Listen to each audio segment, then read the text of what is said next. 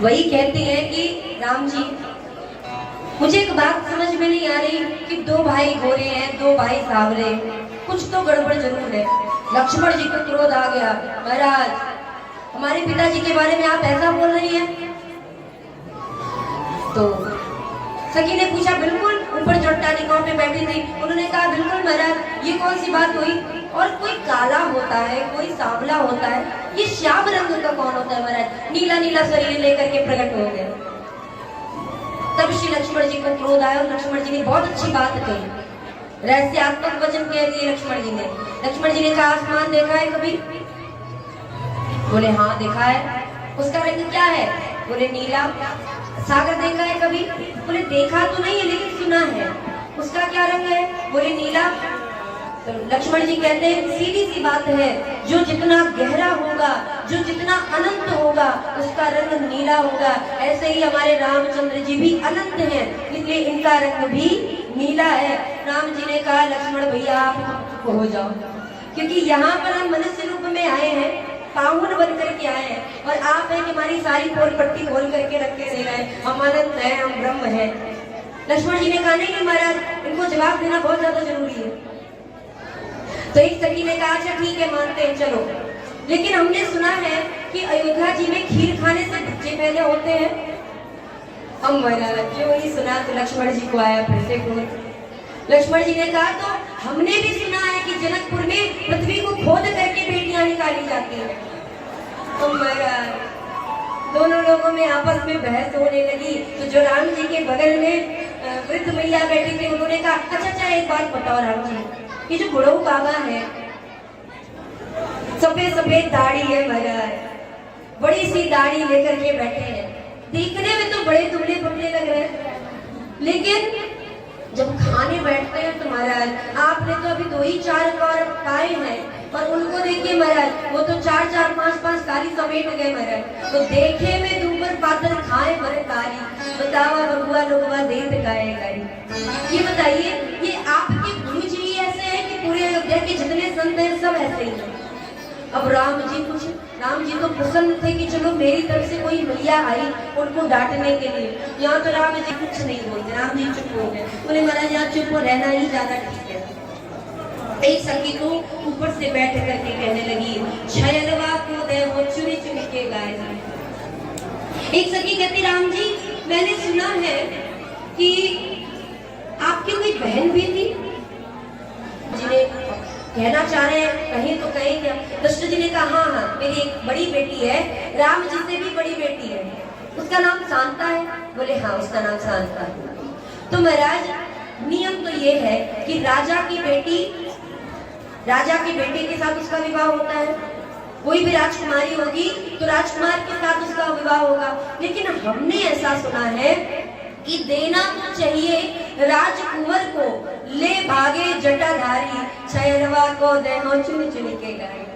महाराज मैंने सुना है कि देना तो चाहिए राजकुमार को, अगर राजकुमारी है तो राजकुमार के साथ उसका विवाह होना चाहिए, लेकिन ले भागे जटाधारी अर्थात श्रृंगी ऋषि के साथ जिनका विवाह हो गया, तो ऐसे जटाधारी बाबा जिनकी बेटी को लेकर के भाग गए हो महाराज, ऐसे अयोध्या जी में क्या? अच्छा अब समझ में आया कि अयोध्या के जितने भी ये कुंवारे राजकुमार हैं या कुंवारे बालक गण हैं, इनको लेकर के दशरथ जी महाराज क्यों आए हैं? राम जी ने कहा क्यों आए? सखियों ने कहा इसीलिए महाराज इनका ब्याह तो हो नहीं रहा होगा, जहाँ की राजकुमारी चली गई हो, भला वहाँ के किसी भी बालक का विवाह कैसे होगा? तो दशरथ जी महाराज बड़े दिमाग के निकले। दशरथ जी ने सोचा कि महाराज जनकपुर में ले जाकर के जितने भी कुंवारे हैं सबका विवाह करा देंगे, और इसीलिए शायद इनका सबका विवाह करा दिया गया जनकपुर में। अब राम जी एकदम चुप हो गए महाराज, राम जी के मुख से वाणी अब नहीं निकल रही है। क्यों? बोले महाराज दिन से अगर एक शब्द भी बोले तो ये 1000 शब्दों का बाढ़ मार देगी, इसलिए चुप रहने की ज्यादा बेहतर है। और इस प्रकार रामचंद्र जी की इस दिव्य लीला का वर्णन गोस्वामी जी महाराज कहते हैं, सब लोग बैठे हुए हैं, समय सुहावनी गारी विराजा, हसत राव सुनि सहित समाजा। पूरे समाज के लोग हंस रहे हैं महाराज। कौन कौन? बोले राव के सहित अर्थात दशरथ जी महाराज के सहित। तो दशरथ जी महाराज के सहित समाज हंस रहा है। सरकार, दूल्हा सरकार एक भी नहीं हंस रहे, चारों दूल्हा सरकार मुंह लटका करके बैठे हुए महाराज। उनके सामने ही उनके पिताजी को गाली सुनाई जा रही है, भला उनके चेहरे पर मुस्कान कहाँ से आ सकती है। तो हंसत रहा सुने सही समाजा। अब महाराज दाल चावल तो प्रभु ने पाया, अब क्या परोसा गया? बोले महाराज अब परोसा गया है दही और चूड़ा। जो अगवानी करने के लिए जनवासी में पहुंचा था ना महाराज, तो ये सारे 56 प्रकार के व्यंजन छोड़ करके भोजन करने लगे दही चूड़ा कर। तो आज जब दही चूड़ा परोसा जाने लगा महाराज, तो बराती तो खा चुके थे पहले भी, अब राम जी की बारात में देवता भी उतर के आ गए थे। तो जीवनार के समय देवता भी आ रहे हैं। एक ने कहा भैया गारी तो बड़ी सुंदर लग रही है, गारी तो बड़ी मीठी लग। एक देवता ने कहा, बोले हाँ महाराज गारी तो बड़ी मीठी है। और जो ही दही चूड़ा को पाया तो एक देव कहते हैं महाराज गारी से ज्यादा तो ये भोजन सुंदर है। महाराज इसका नाम क्या जरा पूछो तो पता तो करो। अब देवता पता कैसे करें, देवताओं की भी बेइज्जती हो जाए महाराज। अब आप कहेंगे कि क्यों महाराज, स्वर्गलोक में रहने वाले देवता क्या दही नहीं खाते? तो महाराज शास्त्रों में वर्णन है कि गाय के दूध से बनी हुई कोई भी वस्तु देवताओं को सुलभ नहीं।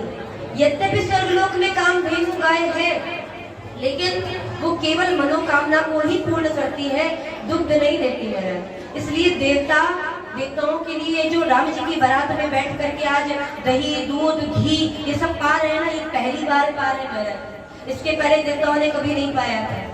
तो आज देवता, अब लोगों को क्या पता कि ये देव है महाराज, उनको तो यही लग रहा है ना कि ये सब राम जी के बाराती आकर के बैठे हैं। तो सब लोग राम जी के बारातियों का अर्थात देवताओं का उपहास उड़ा रहे हैं कि देखो देखो, लग रहा है कि सत्तू ही खाते थे महाराज। पूरी अयोध्या में हर व्यक्ति सत्तू खा करके मर रहा था, आज जाकर के इनको भोजन करने को मिला है, तो देखो कैसे खाने में जुटे हैं महाराज। तो इस प्रकार सब लोग एक दूसरे का उपहास कर रहे हैं, गाली दे रहे हैं, और यह सुंदर सा समाज सबको बड़ा प्रिय लग रहा है। और इसके आगे की कथा और आप श्रवण करेंगे, उससे पूर्व कुछ सूचना है उसे श्रवण करें, आगे की कथा में बाद में प्रवेश करेंगे। बोलिए दुल्हा सरकार की, दुल्हन महारानी की, जनकपुर धाम की। भोजन के साथ साथ राम जी को गारी भी खूब खाने को मिली, और ये पहली बार ऐसा भोजन हुआ है कि भोजन के साथ साथ गारी भी खा रहे हैं राम जी। तो अब गोस्वामी जी महाराज वर्णन करते हैं कि जीवनार तो हो गया, जीवनार के बाद दहेज दिया गया। दाइज अमित न सखी कही, दीन विदेह बहोरी, जो अवलोकन।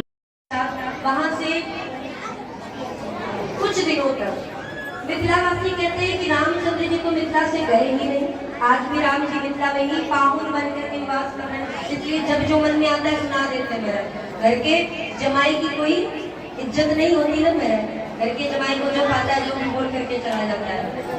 तो घर जमाई को जैसे उतना समय महाराज बधाई गा रहे हैं, ये विवाह महोत्सव की विवाह गा रहे, विवाह की पद गा रहे, ऐसा तो है नहीं। लेकिन मिथिलावासियों को इतनी छूट मिली है महाराज कि जब मन आता है तब राम जी को अपना जीजा जी कहते हैं, और जानकी जी को अपनी बहन बताते हैं। वो जानकी जी से तो बड़ा डरते हैं, लेकिन राम जी को एक नहीं दी। तो कहने का तात्पर्य, मिथिलावासी कहते हैं कि चारों दुल्हा सरकार और दुल्हन महारानी सभी मिथिलावासी भगवान के नाम का संकीर्तन भी करते हैं, भगवान को गाली भी देते हैं, भगवान के साथ हास भी करते हैं, और करते करते 6 महीने बीत गए। कैसे बीते? बोले महाराज जैसे पलक बंद करने के बाद रात्रि व्यतीत हो जाए, पलक बंद करने के बाद समय व्यतीत हो जाए, ऐसे ही पलक बंद करने के बाद रात्रि व्यतीत हो जाती है। किसी दिन कहते हैं महाराज आज मुहूर्त अच्छा नहीं है, किसी दिन कहते हैं महाराज आज तिथि अच्छी नहीं है, फिर कहते हैं महाराज दीपावली आने वाली है, फिर कहते हैं महाराज ये सुंदर सा मुहूर्त आने वाला है, फिर कहते हैं माघ का महीना आने वाला है। और इस प्रकार कहते होली का समय भी बीत गया। तब जाकर के श्री कृष्ण जी महाराज ने पुनः निवेदन किया, जनक जी ने होली के कुछ दिन आप हट जाइए, उसके बाद निवेदन किया कि महाराज अब आप श्री कृष्ण जी महाराज को अवधवासियों को विदा करें, क्योंकि ज्यादा दिन बारात का रुकना भी ठीक नहीं है। बाराती अगर रुक गए तो मोह ज्यादा बढ़ जाएगा, और मोह बढ़ गया। यहाँ तो 6 महीने बारात रुकी है, होता जितना शरीर से प्राण निकल जाने के बाद होता। जनक जी महाराज ने विचार किया कि अब तीनों ही संत आकर के कह रहे हैं तो बारात को विदा करना ही पड़ेगा। यूं कहकर